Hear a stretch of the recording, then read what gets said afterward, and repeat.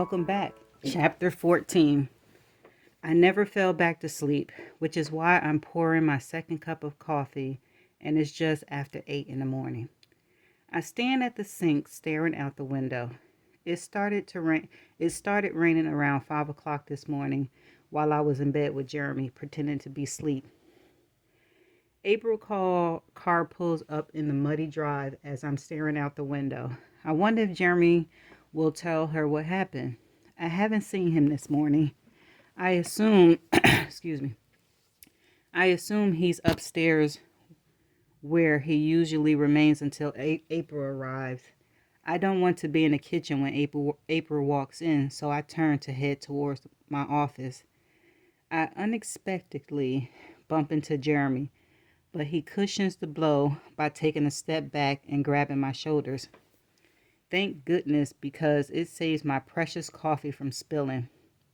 He looks tired, but I can't judge him for that since it's my fault.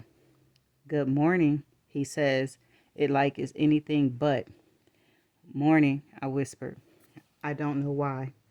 He moves so that he's right next to me, leaning in as if to shield anyone from hearing what he's about to say. How would you feel if I put a lock on your bedroom door? His question confused me. You already did. On the outside of the door, he clarifies. Oh. I can lock it after you go to sleep. Open it before you wake up. If you ever need out, you can text me, call me, and I'll open it in 2 seconds. But I think you'll sleep better knowing you can't leave the room. I'm not sure how I feel about that, child, me either. I don't know why it feels more drastic than a lock on the inside of the door when they both be used for the same purpose, to keep me in my room. Even though the thought of it makes me uncomfortable, I'd be more uncomfortable knowing I could possibly get out of the room again. I'd like that, thank you. April enters the house, pausing when she passes the kitchen. Jeremy is still looking at me, ignoring her presence. I feel like you need to take a break today. I look away from April back to Jeremy. I'd rather stay busy. He regards me for a silent moment before nodding in understanding. Good morning, April says, kicking her muddy shoes off at the door. Morning, April, Jeremy says, as he says it so casually as if he has nothing to hide. He walks past her toward the back door. She doesn't move. She stares at me with her glasses at the tip of her nose. Morning, April. I don't look as innocent as Jeremy. I head back to Verity's office and start my day despite not being able to get over what happened last night. I spend the morning online catching up on emails. Corey has forwarded a few interviews, something that's never been requested of me. A lot of questions are similar, wanting to know why Verity hired me, what I plan to bring to the table, how my past experience has put me in a position to write for her. I copy and paste a lot of the answers. After lunch, I focus on developing an outline for the 7th book. I've given up on finding one, so I work on building a novel from scratch. It's hard because I'm exhausted from last night. I'm unsettled, but I try not to think about last night. It's afternoon when I smell tacos. It makes me smile, knowing he's making them because I requested them. I'm sure he'll save me a plate like he always does. I'm just not in a position where I feel comfortable eating dinner with them when April has Verity at the table. I spend the next several minutes thinking about Verity, wondering why I'm so scared of her. I stare down at the drawer that contains her manuscript. One more chapter and I'll stop. That's it. Yeah, right. So be it. Chapter 6. It had been 6 months since they were born, and I still wish they didn't exist. But they did, and Jeremy loved them. So I tried. Sometimes I wonder if it was worth it. Sometimes I wanted to pack my bags and leave and never look back. He was the only thing stopping me from going through with it. I knew a life without Jeremy was not a life I wanted to live. I had two options: live with him and the two girls he loved more than me, live without him. They were a package deal at this point. I hate myself for not using birth control, for thinking I can do this and everything would be all right. Everything was not all right. Not with me, anyway. It was like my family existed in a snow globe. Inside, everything was cozy and perfect, but I wasn't a part of them. I was just an outsider looking in. It was snowing outside that night, but the apartment was warm. Even still, I woke up with chills, or tremors, really. I couldn't stop shaking. The nightmare I had was so vivid, I felt the effects of it for hours after I woke up. A nightmare hangover. I dreamt of the future, of the girls in Jeremy and me. They were 8 or 9 years old. I wasn't sure because I didn't know a lot about kids and what they looked like at each stage. I just remember waking up and feeling like they were 8 or 9. In the dream, I was walking by their bedroom. I peeked inside and couldn't understand what I was seeing. Harper was on top of Chastine, covering her head with a pillow. I rushed over to the bed, terrified that it was too late. I pushed Harper off her sister and pulled the pillow away. I looked down at Chastine and then slapped my hand over her mouth over my mouth with a gasp. There was nothing there. The front of Chastine's face was smooth, like the back of a bald head. No scar, no eyes, no mouth, nothing to smother. I glanced at Harper, taking in her sinister expression. What did you do? And then I woke up. My reaction wasn't to the dream, it was to how much it felt like a premonition and how much it gutted me. I hugged my knees, rocking back and forth on the bed, wondering what this feeling was. Pain? It was pain and heartache.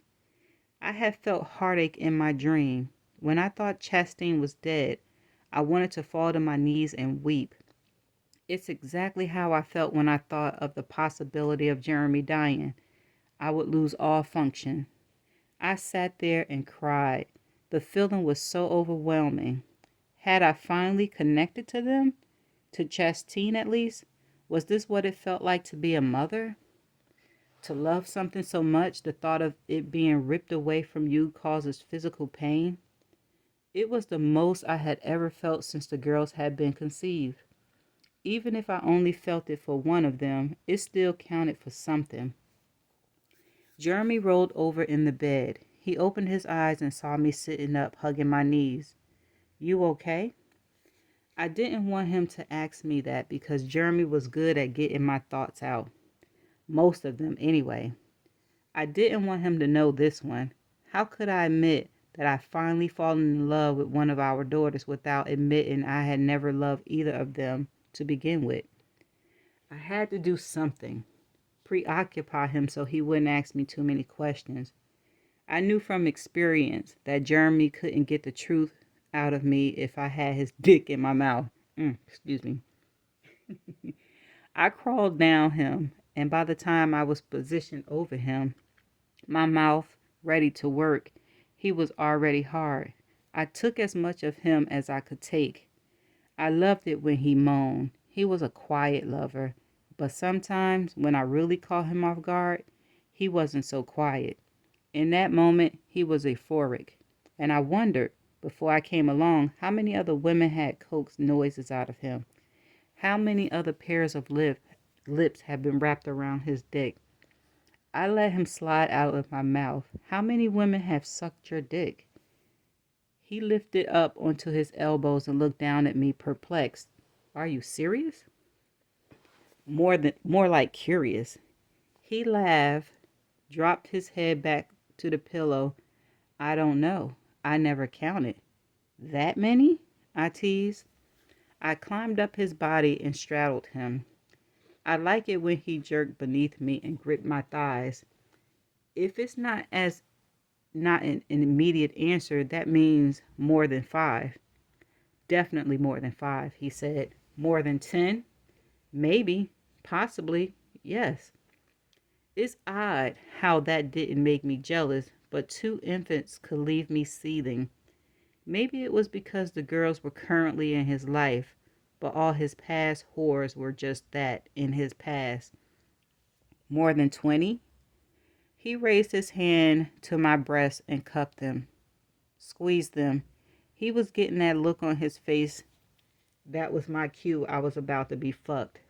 Hard. That's probably a good estimate, he whispered, pulling me to him.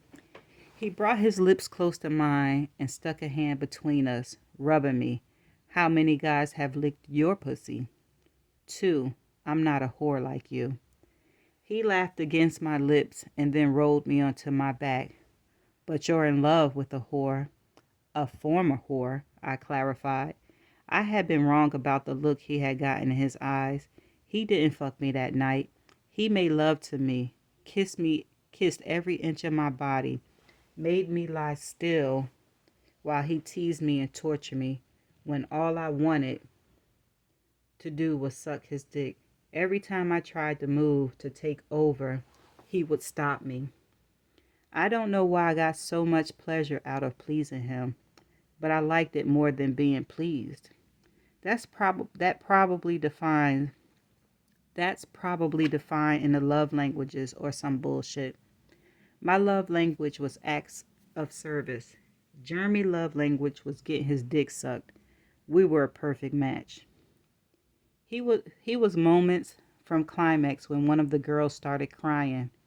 He groaned and I rolled my eyes and we both reached for the monitor.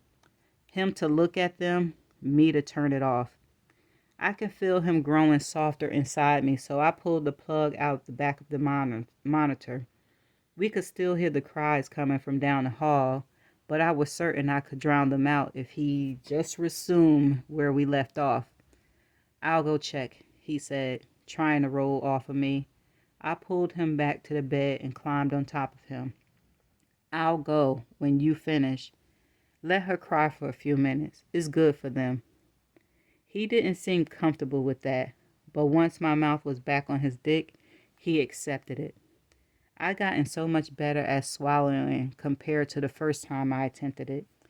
I could feel him ready to come, so I pretended I was gagging. I don't know why, but that always set him off, thinking I was choking on his cock. Men. He groaned, and I forced him further down my throat with another gurgling sound. And then it was over. I swallowed, wiped my mouth, and then stood up. Go to sleep. I can deal with it. I actually wanted to deal with it this time. It was the first time I've ever felt anything other than irritation at the thought of having to feed them. But I wanted to feed Chastine, hold her, cuddle her, love her. I was excited when I approached their bedroom. But that excitement turned to irritation as soon as I saw that it was Harper who was crying. How disappointing. Their cribs were head to head, and I was surprised Chastine was sleeping through Harper's screams. I walked past Harper and looked down at Chastine. It hurt how much I felt for her in that moment. It hurt how much I wanted Harper to shut up. I lifted Chastine out of her crib and carried her to the rocking chair. When I sat down with her, she stirred in my arms. I thought about my dreams and how terrified I was to see Harper trying to hurt her. I thought I might cry just from the thought of losing her someday, at the thought of it all one day possibly coming true. Maybe what I felt was mother intuition. Maybe deep down I knew something terrible was going to happen to Chastine, and that's why I had been given that immense and sudden love for her. What if it was the universe way of telling me to love that baby girl as much and as hard as I possibly could, because I wouldn't have her for long as I would have Harper. Maybe that was why I felt nothing for Harper yet, because Chastine was the one whose life was going to be cut short. She would die, and then Harper would be the only one left. I knew somewhere inside me I must have been burying the love I had for Harper, saving it for after my time with Chastine. I squeezed my eyes shut, getting a headache from Harper screaming. Shut the fuck up. Crying, crying, and crying. I'm trying to bond with my baby. I tried to ignore it for a few more minutes, but I was afraid it would concern Jeremy. I eventually put Chastine back in her bed, surprised she was still asleep. She really is a good baby. I moved to Harper's crib and looked down at her, filling with anger. It somehow felt like her fault that I had the dream. Maybe I was misinterpreting my dream. Maybe it wasn't a premonition. Maybe it was a warning. If I didn't do something about Harper before it was too late, Chastine would die. I suddenly had this overwhelming urge to rectify what I knew was going to happen. Never in all my life had a dream been that vivid to me. I felt if I didn't do something about it in that moment, it would come true any day. For the first time, I couldn't bear the thought of losing Chastine. It hurt almost as much as the thought of losing Jeremy. I didn't know anything about ending a life, much less the life of an infant. The one time I tried, it resulted in nothing more than a scratch. But I'd heard of SIDS. Jeremy had made me read about it. It's not uncommon, but I didn't know enough about it to know if they would be able to tell a difference between suffocation and SIDS. I heard of people choking in their sleep on their own vomit, though. That would probably be harder to declare an intentional act. I touched my fingers to Harper's lips. Her head moves back and forth quickly, thinking it was a bottle. She latched on and began sucking on the tip of my finger, but she wasn't satisfied. She released my finger and started screaming again, kicking. I shoved my finger further into her mouth. Oh my God. She was still crying, so I continued to shove. She made a gasping sound, but was somehow still crying. Maybe one finger wasn't enough. Oh my goodness. I pushed 2 fingers into her mouth and throat until my knuckles were pressed against her gums and she was no longer crying. I can't take it. Do I want to continue? Whew. I watched her for a moment and soon her arms began to stiffen between each violent jerk of her little body. Her legs locked up. This is what she would have done to her sister if I hadn't done it to her first. I'm saving Chastine's life. She's okay? Jeremy asked. Fuck. I pulled my finger out of Harper's mouth and picked her up, pressing her face into my chest so Jeremy couldn't hear her gasping for air. I don't know, I said, turning to him. He was making his way across the room. My voice was frantic. I can't make her happy. I've tried everything. I was petting the back of her head, attempting to show him how concerned I was. That's when she puked on me. As soon as she puked, she screamed, wailed. Her voice sounded hoarse, and she was gasping between screams. It was a cry like neither of us had ever heard before. Jeremy quickly grabbed her, pulling her from me so he could try to soothe her. He didn't even care that she had puked on me. He didn't even look at me. He was full of concern, his eyebrows drawn together, his forehead wrinkled as he inspected her. But out of all of that concern he held, none of it was for me. It was only pointed in Harper's direction. I held my breath and walked straight to the bathroom, afraid to breathe in the smell. It was the one thing I hated most about being a mother. All the fucking vomit. While I was in the bathroom, Jeremy made Harper a bottle. By the time I got out of the shower, she already fallen back to sleep. He was in our bed, plugging the video monitor back in. I froze as I was climbing into bed. I stared at the video monitor, at the perfect view right into Harper and Chastine's crib. How did I forget the fucking monitor? If he had seen what I was doing to Harper, he would have ended it with me. How could I have been so careless? I slept very little that night, wondering what Jeremy would have done to me had he caught me trying to save Chastine from her sister. That's the end of chapter 14. Stay tuned for the next chapter.